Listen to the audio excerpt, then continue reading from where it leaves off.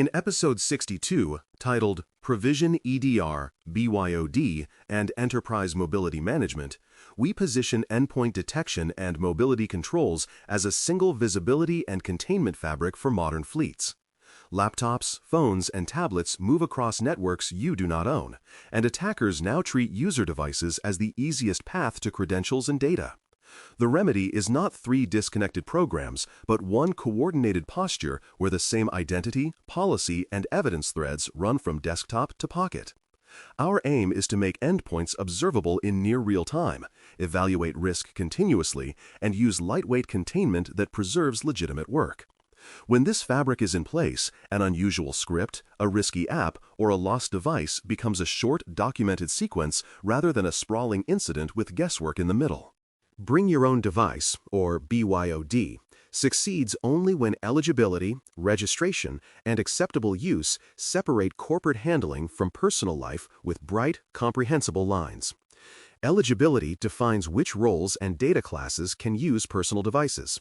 Registration captures hardware identifiers and links them to the user. Acceptable use explains in plain language that corporate apps, data, and telemetry live inside a managed boundary. Enrollment must be fast and reversible. A self-service portal walks the user through terms, identity verification, and mobile application installation that establishes the corporate container.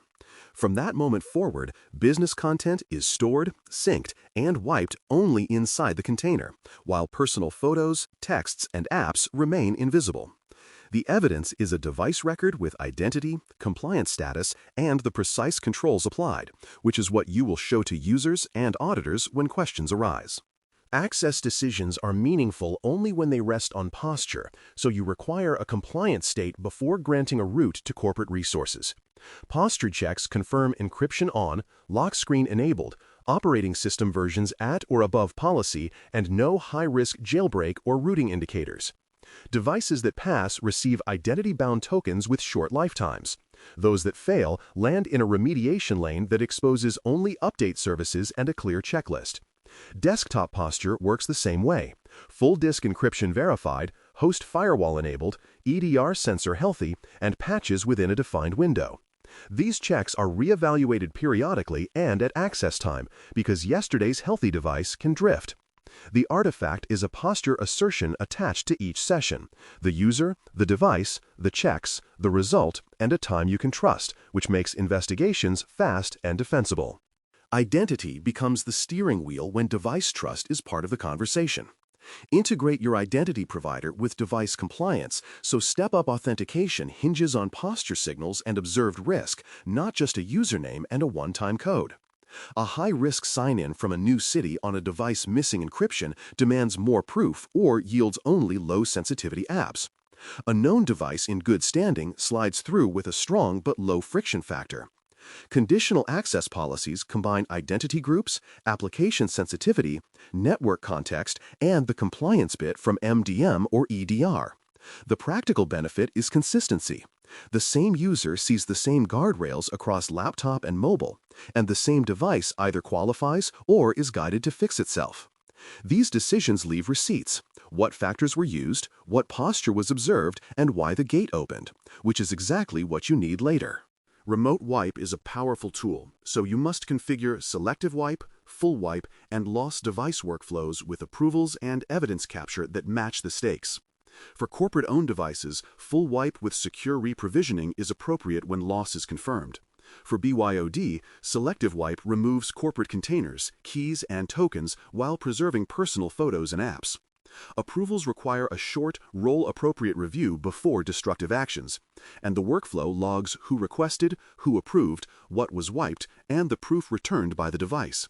Lost mode features, screen messages, location pings where lawful, lock commands are pre-configured, tested, and known to support staff. The program norm is predictability. A user reports, the record updates, the action executes, and a short receipt arrives that everyone understands. Detection tuning is where EDR pays rent without burning out responders. Behavioral analytics highlight parent-child anomalies, suspicious token usage, script abuse, and cross-process handle access that maps to credential theft.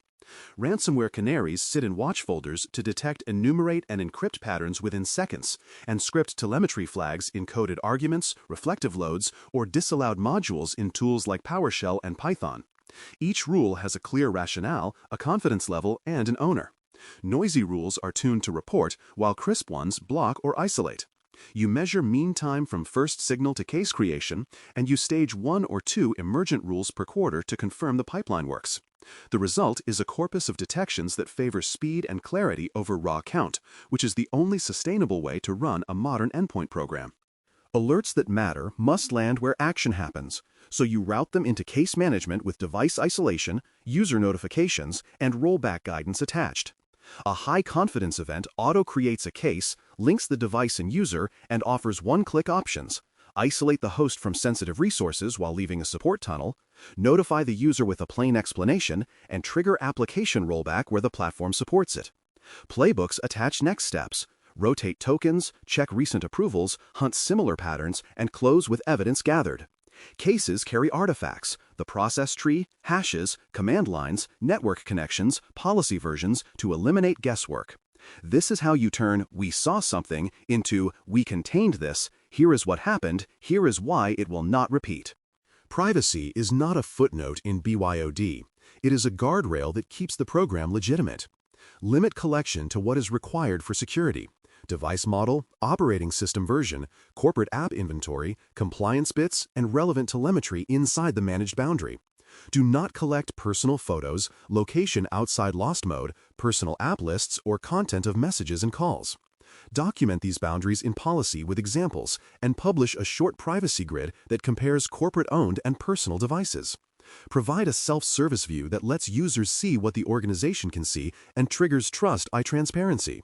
When an approval board asks how you respect privacy, you supply the grid, the enforcement controls, and the audit logs that show you kept your promise. Shadow devices and unmanaged endpoints do not disappear by wishing, so handle them with discovery and remediation playbooks that run weekly. Network analytics, identity provider logs, and management gateways all reveal who is connecting without enrollment. Those devices receive a gentle but insistent on-ramp. Register or be confined to a remediation lane. Outdated agents surface in health dashboards and trigger auto-update or a desk-side assist if they fail to self-heal. You keep a running list by team and business unit, and you celebrate reduction the same way you celebrate new features. Over time, the shadow shrinks because the safest path is now the easiest path and the only path that reaches useful destinations. A scenario shows the posture under stress. A personal smartphone enrolled under BYOD begins sending unusual beacons from the managed browser after the user installs a risky extension. EDR for mobile flags the pattern. Conditional access throttles the device to low-sensitivity apps, and a selective isolation removes corporate tokens from the managed container while keeping the user's photos and personal apps intact. The user receives a clear prompt with steps to remove the extension and recheck posture. Support can see compliance move from red to green within minutes. No personal data was viewed, no full wipe occurred, and the incident record shows detection, decision, selective wipe, user confirmation, and readmission with timestamps. One risky click becomes a short, teachable episode rather than a breach. Metrics keep the program honest and fundable. Coverage reports show the percentage of fleet with healthy EDR sensors and active MDM or AAM. Mean time to isolate captures how long it takes from first high-confidence signal to containment. Policy compliance tracks encryption, lock screen, and version adherence by platform and business unit. You include exceptions and their owners, plus a small trend line for shadow device reduction. Each quarter, you pair 3 numbers with 3 sentences in business language. Fewer unmanaged devices reduced help desk time. Faster isolation cut the dwell of ransomware tests.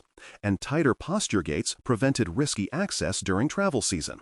When data and plain language travel together, budgets follow. We close with immediate, concrete work that moves the posture forward. Launch a BYOD enrollment drive with a 1-page explainer and a self-service portal that completes registration in minutes. Require the managed browser and mail as the corporate front door. Run an EDR health audit that lists non-reporting or out-of-date sensors, assigns owners, and auto-remediates wherever possible, closing with a simple percentage and a list of repaired devices. Finally, execute a selective wipe test on a real pilot device. Remove only the managed container, capture the approvals and evidence, and document that personal photos and apps remained untouched. When those 3 steps are complete, you will have improved coverage, proven containment, and strengthened trust in the very program you need your people to accept. Thanks for listening. For more audio courses, daily newsletters, and more, please visit BareMetalCyber.com.